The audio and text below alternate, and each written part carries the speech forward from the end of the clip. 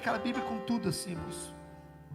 E quando eu joguei a Bíblia em cima do guarda-roupa e falei, nunca mais eu prego o Evangelho, porque eu comecei a questionar. As pessoas faziam pergunta para mim, pastor, como é que vai acontecer isso? Você não era crente? Mas Pedro também era um apóstolo e não foi crucificado? Tiago não era um apóstolo e não foi morto à espada? Nós estamos sujeitos a tudo, meus irmãos. Mas temos que fazer que nem Paulo, combater o bom combate, nem que morra, mas não podemos perder a fé. Aquele dia eu perdi a fé em Jesus, e ali eu senti sair de mim o Espírito Santo, e eu fiquei tão vazio, irmãos, não tinha mais sentido a minha vida. Eu ia orar, não sentia nada de Deus.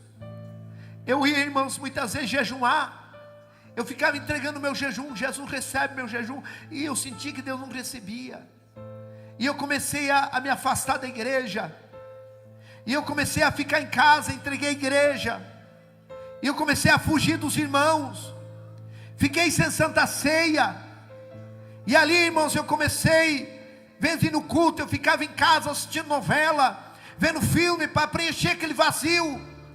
Mas quando eu deitava na cama, eu me sentia, irmãos, uma pessoa sem vida mais, porque a pessoa, quando conhece a Bíblia, é batizado com o Espírito Santo, conhece, teve intimidade com Deus, e ele, se ele perdeu o Espírito Santo, a vida não tem mais sentido nenhum.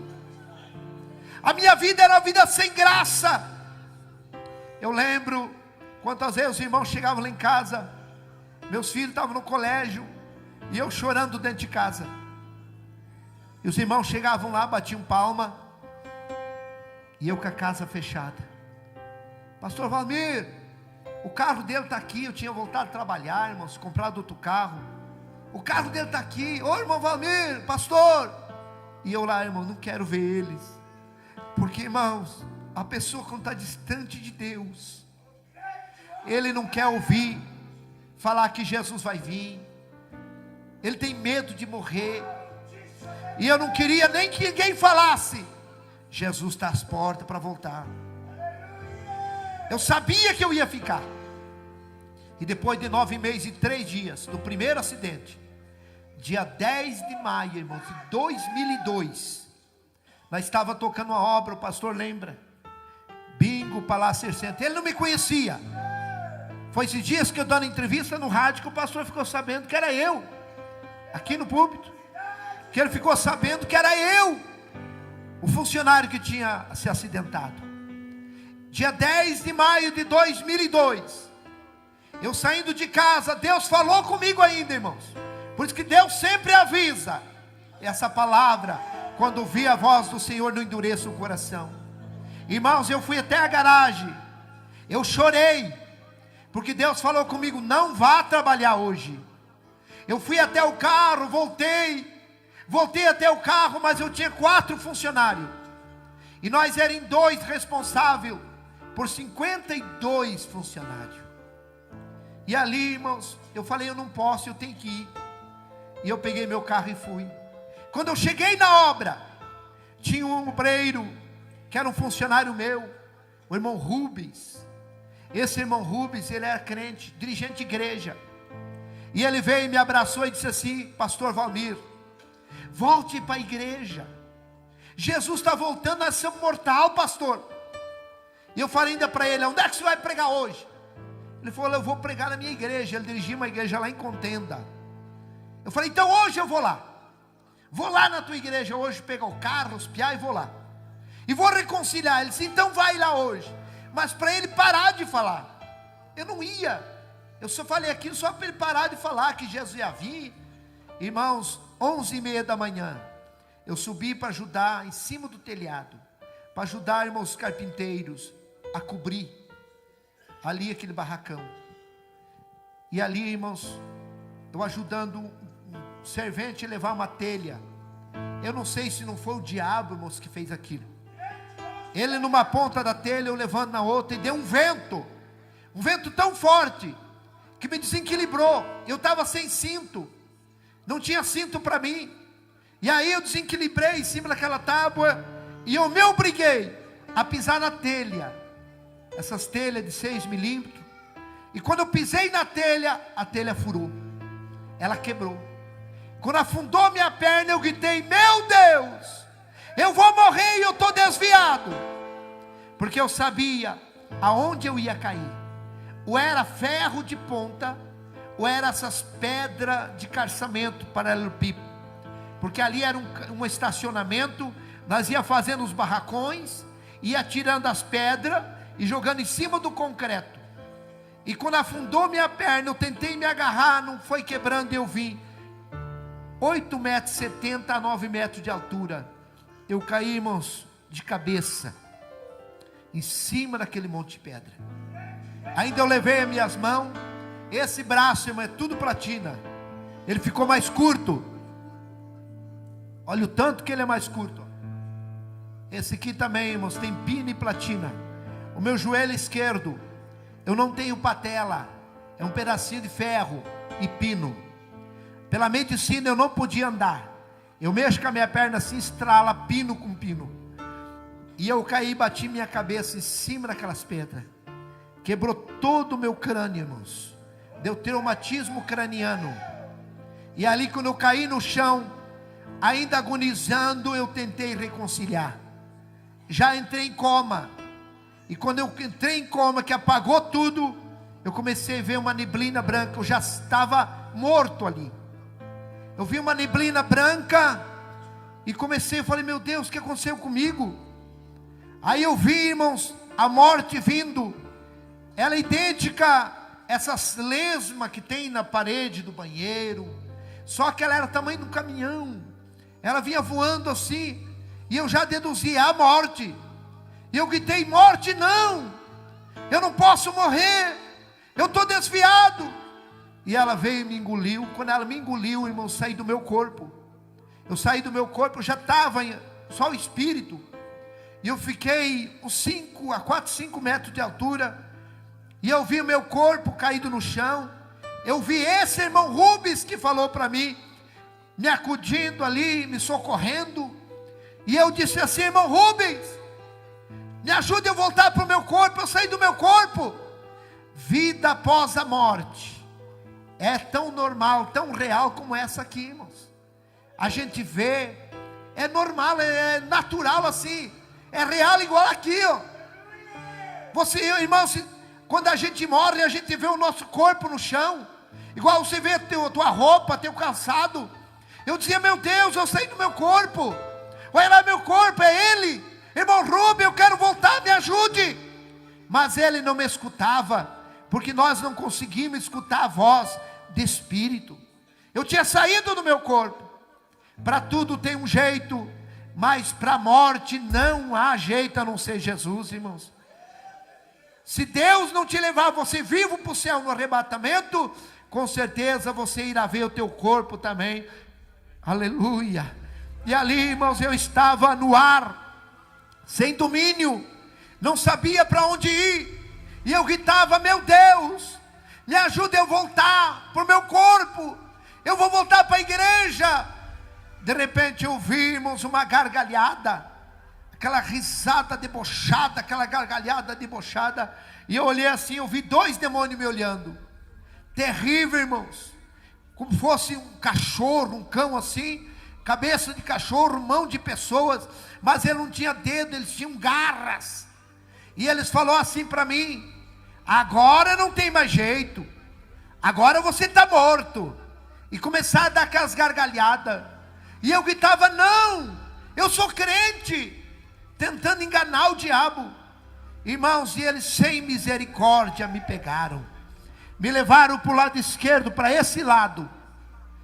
E ali eles me levaram e me jogaram dentro de um poço, de um túnel assim, ó, pá, igual joga um lixo. Irmãos, vida após a morte é tão real, que eu dizia: não é verdade que eu morri. Eu vou me acordar, é um sonho, é um pesadelo. E quando eu acordar desse pesadelo, eu vou voltar para a igreja.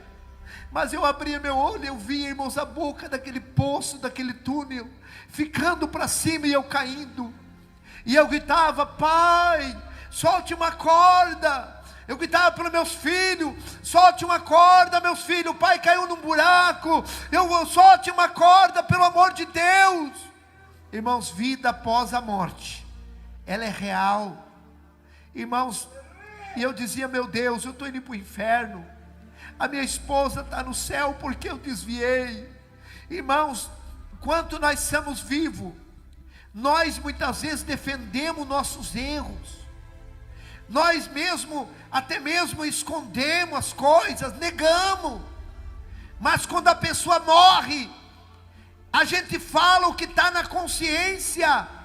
E ali eu começava a dizer, falar minhas falhas, porque eu desviei, porque o desviado do evangelho, irmãos, é a partir do momento que ele decide: não vou mais na igreja, não vou mais tomar ceia, não vou mais pregar o evangelho. É a tua decisão de ontem, é o que você é hoje, e a tua decisão de hoje é o que nós seremos amanhã.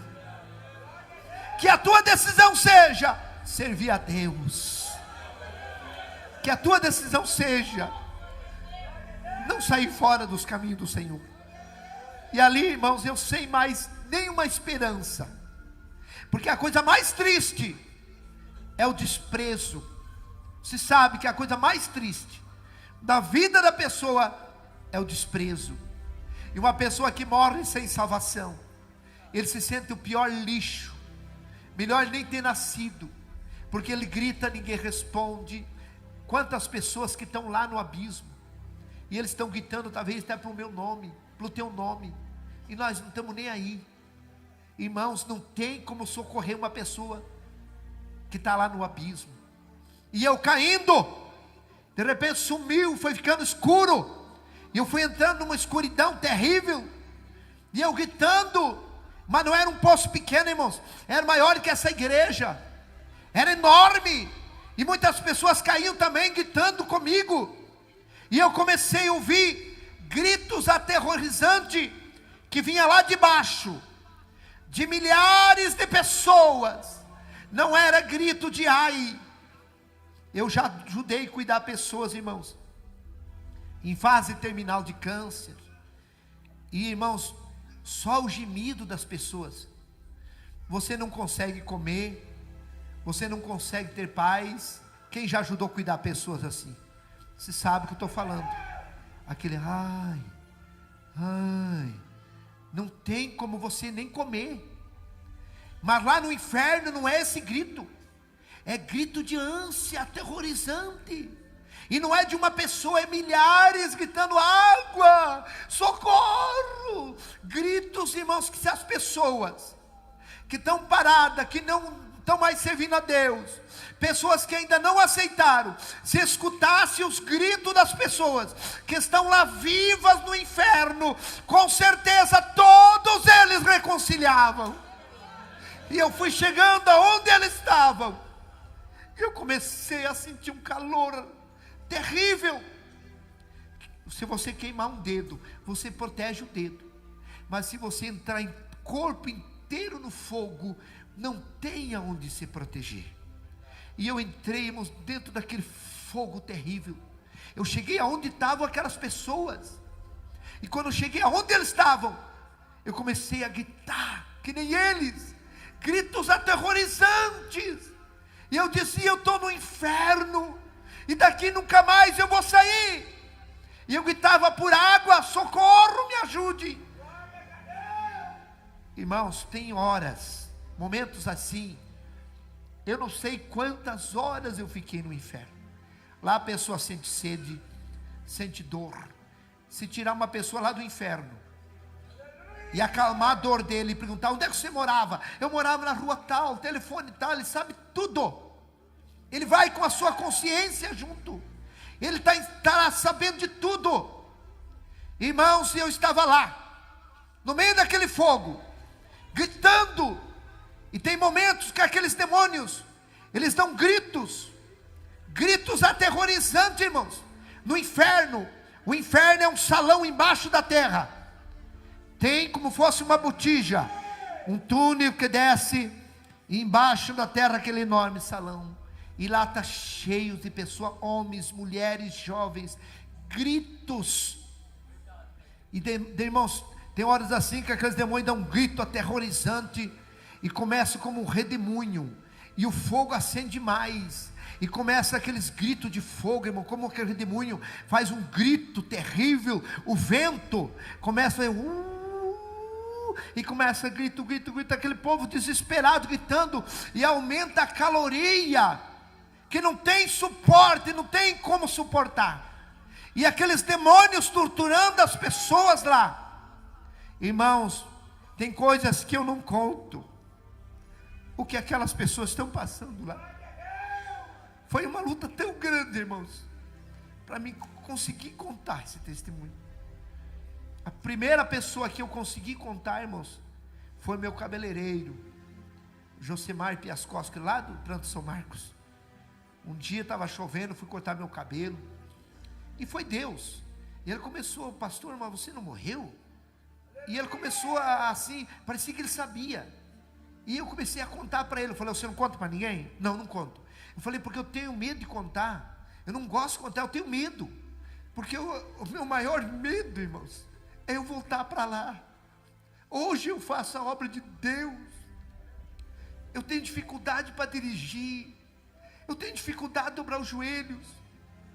E eu fico horas de joelho orando e pedindo para Deus me livrar minha família, livrar você. Que Deus abra a tua mente, que você possa entender que o inferno é real. Eu não fui para o inferno querendo ir.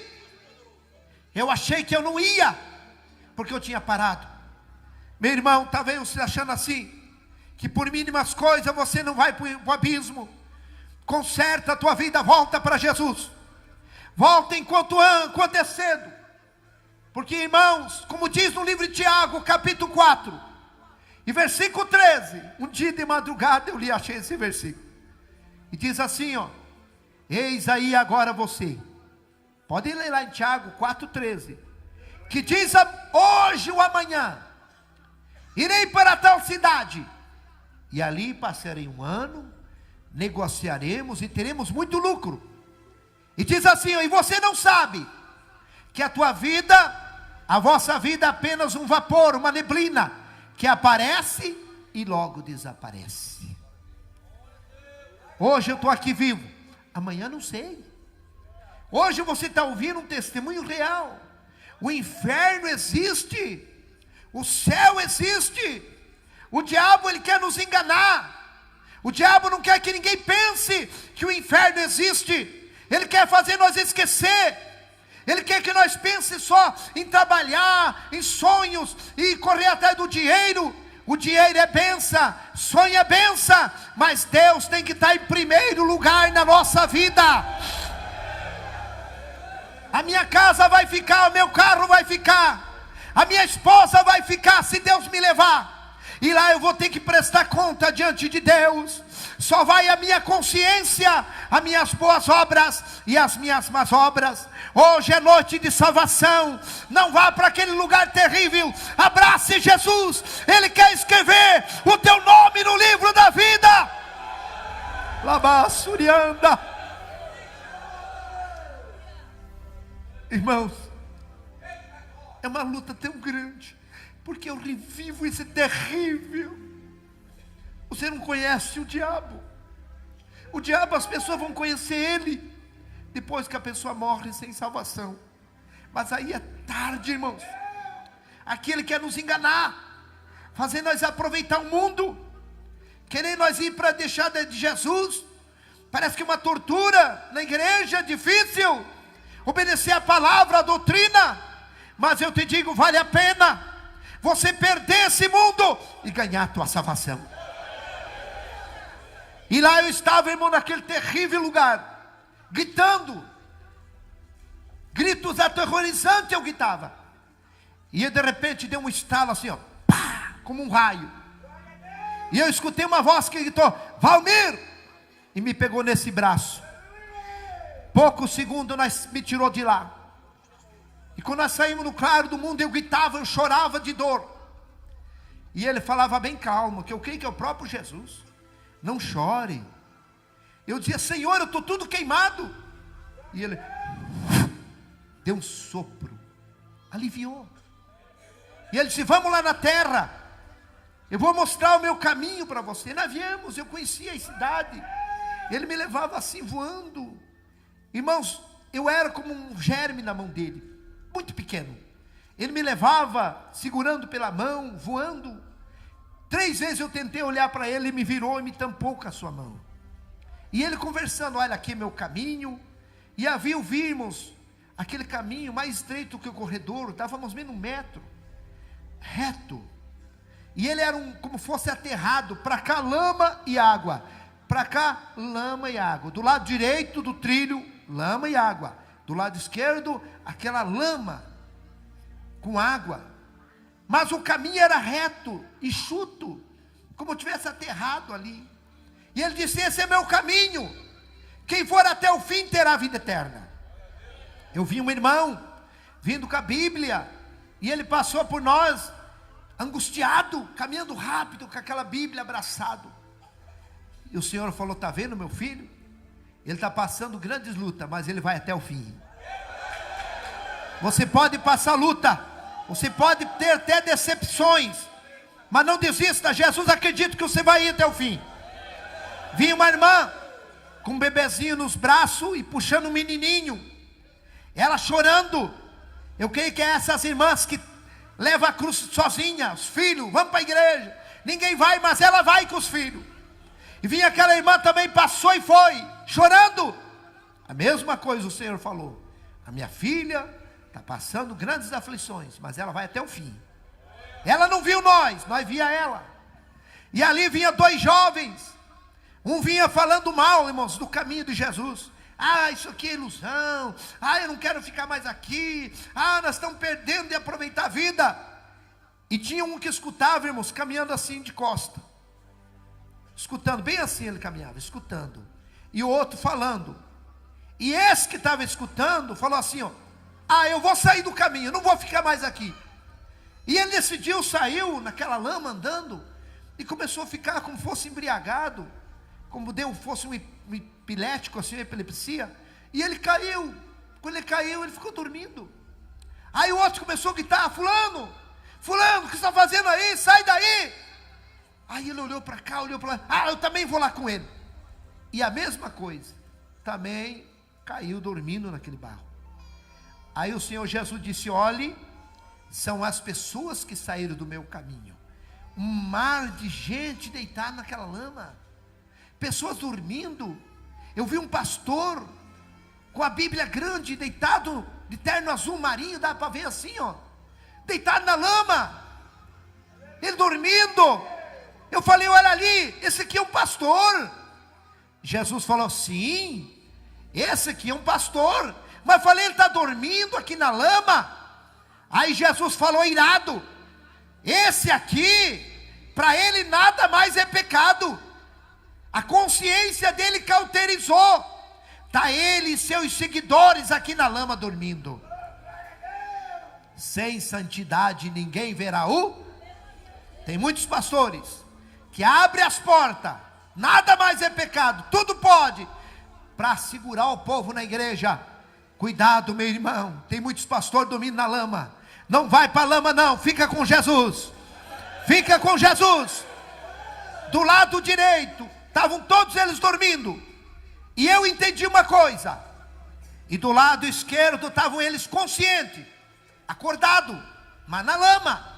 Existem 2 tipos de pessoas na igreja, irmão: fracassado, desviado. Tem um que sai da igreja e fica bom para ele, e tem outro que ele quer voltar e não consegue. Do lado esquerdo tinha um moço, assim de 4 pés, como diz, com as mãos pichadas para frente, naquela lama. E ele gritava: eu quero voltar 50 centímetros, para voltar, irmãos, do caminho. E ele dizia: eu quero voltar, mas não tinha força, as mãos travadas. Aí Jesus falou: esse aqui quer voltar, mas ele não quer se desprender. Quantas pessoas querem voltar para os caminhos, mas não quer se desprender do mundo? Quer voltar, grita, tem vontade, mas não quer se desprender. Se desprenda, meu irmão, aleluia. Ele fazia força com as pernas, mas as mãos segurava. que nada segure você de voltar para Jesus hoje, decidido. Tinha mais à frente um casal. Posso contar, irmão? Tem parte que é pesado. Posso contar? Quem concorda? Tem coisas, irmãos, que eu não posso nem contar, mas eu vou contar aqui. Tinha um casal na frente assim, irmãos, um rapaz e uma moça. Estavam seminus, só de roupa íntimas. Como tivesse aquele namoro escandaloso. E eles pura ferida. Irmãos, Deus vê as pessoas tão de perto. Eu estava 2 metros longe deles. Nós olhando eles assim, ó. Eu fiquei com vergonha do que eles estavam fazendo. E ali, ela abraçou ele bem forte, beijando ele. E começou a cravar os dedos nas costas dele numa ferida. E ele empurrou ela assim, e ela tirou um pedaço de carne dele. E ele falou, vamos parar, eu não quero mais, chega. E ela fingindo de chorar, dizia, eu não vivo sem você, eu amo você. E ela reconquistou ele. Abraçou ele assim, deu um sorriso. E começou a comer aquela carne dele. Eu falei, meu Deus, olha o que essa moça está fazendo. Jesus falou, essa aqui não é a mulher dele. Eles estão em adultério. Chama, irmãos, aquelas feridas é a chaga do adultério. Quem entendeu, diga amém. Eu vou contar, como diz, pular um pedaço do meu testemunho. Vou abreviar. Jesus me pôs de volta no caminho e disse assim, vai filho. Eu comecei a chorar e disse, não me solte, não, eu não quero voltar para aquele lugar. Aí Jesus me pegou pelos 2 braços e firmou e falou assim, ó, firma tuas pernas. Aí eu tive força. Ele estendeu o braço e eu comecei a andar, acompanhando o braço dele, chorando.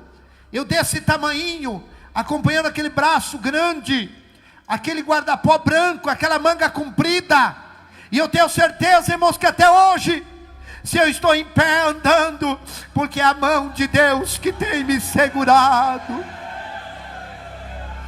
Quando eu vi, estava dentro da UTI, olhando onde estava meu corpo, e eu vi meu corpo, e eu como uma sombra, voltei para o meu corpo.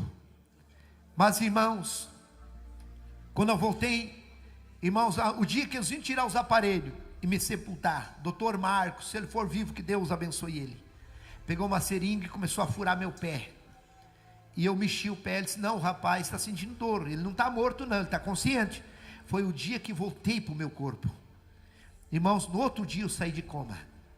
Aí eles chamaram minha família, meu pai, disseram, olha, ele está consciente, ele saiu de coma, mas ele tem 3 coágulos, lado esquerdo paralisado, crânio quebrado, vai ter que fazer uma cirurgia muito perigosa, o senhor tem que assinar, autorizando, dificilmente ele escapar. Doutor chamou, o cirurgião chamou meu pai, lá no hospital, irmãos, evangélico, chamou meu pai de um lado e disse assim, não deixe operar teu filho, ele vai ser um conhecimento do corpo humano para os universitários, ele não tem chance. Meu pai falou, doutor, o que eu faço? Vai para casa, pede um tempo, e volta daqui uns 15 dias, talvez ele esteja até respirando sozinho, assine um termo e leve ele para casa, leve alguém orar por ele, se ele morrer, vai morrer junto com os filhos. Dali 12 dias meu pai voltou lá, irmãos, eu já estava respirando sozinho, mas eu não sentia nada do meu corpo, eu não sentia a minha língua, eu não sentia o lado esquerdo, parecia que eu tinha me cerrado, eu não sentia nada. Meu pai assinou um termo, levou para casa. No 5º dia, irmãos, que eu estava em casa, morrendo novamente, eles batiam no liquidificador, ali o alimento, abria minha boca com um cabo de colher, engole pai, engole, eu não conseguia, eu não sentia comida na minha boca, eu estava, irmãos, eu chorava de fome e sede, eu começava a gritar, eles iam lá, irmãos, diziam, pai, o senhor está com fome? Fique quieto. Eu continuava gritando, pai, o senhor quer ir no banheiro? Fique quieto, pare de gritar. Eu continuava gritando, o senhor está com dor? Continue gritando. Eu continuava, eles me davam 80, 70 gotas de pirona, e eu desmaiava. No 5º dia, irmãos, eu estava morrendo, entrando dentro de um freezer gerado, já estava até aqui, e eu gritei muito fraco, meus filhos não escutaram, e de repente eu vi os passos de uma pessoa que entrou, no meu quarto, entrou aquela luz forte, Foi o próprio Jesus que veio de novo me dar vida. E quando ele veio a par da minha cama, eu entendi, é Jesus que está aqui. E eu falei: Senhor, se o Senhor me der vida, eu vou levar a tua palavra onde o Senhor me mandar. E ele me deu um sopro, e eu comecei a sentir a minha língua, a sentir meu corpo. E eu comecei a gritar. Meu pai veio lá, e aí eles trouxeram o alimento batido no liquidificador, eu consegui engolir. Irmãos, dali 17 dias, eu comecei a andar sem muleta, para a glória de Deus. Estou aqui vivo, falando que Jesus vivo. Jesus está vivo, igreja. Ele cura. Não existe nada difícil para Deus. Que Deus te abençoe. Hoje Deus restaurou minha vida. Deus me deu uma outra esposa abençoada, está aqui. Depois de 3 anos de viúvo, me casei. Deus me deu um Misael. Irmãos, a maioria da minha família não vem. Pai, o senhor vai contar o testemunho? Vou. Então não vou, pai. Então fica em casa. Eu não gosto de ouvir, pai, porque eles sabem, eles me acompanharam. Aleluia. Daí minha esposa veio para me ajudar. É tão difícil. Meu irmão, em nome de Jesus Cristo, você que está parado, volte. Talvez, irmãos, eu saí para trabalhar 11h30 da manhã, eu estava morto. Talvez seja o último culto teu.